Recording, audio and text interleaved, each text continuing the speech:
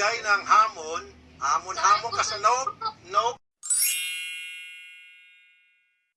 Idol Raffy Tulfo halatang napikon kay Michelle Banaag. Ngayong hapon nga sa episode ng Raffy Tulfo in Action, ay sinabi na ni Michelle ang kanyang pag-urong upang gawin ang drug test at ang lie detector test.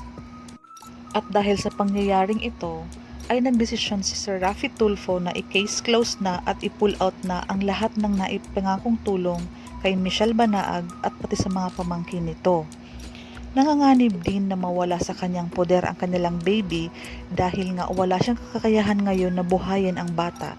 Bagkus, baka tulungan pa ni Idol na mapunta ito sa poder ni Tekla para masigurado ang kalagayan ng bata.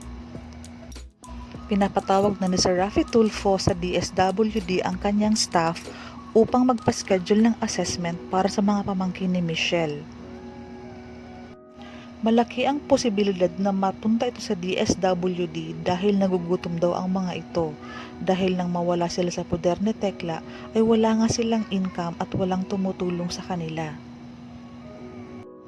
Nagisa ngayon si Michelle Banaag sa sarili niyang mantika, yung ang tapang-tapang niya daw maghamon pero sa kalaunan ay nabaliktad ang sitwasyon at ngayon ay baka mawala pa sa kanyang poder ang kanyang nag-iisang anak.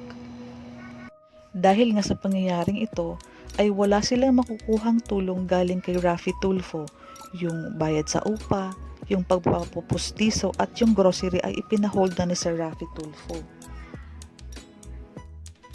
Ano ang reaksyon mo tungkol sa balitang ito? Comment na!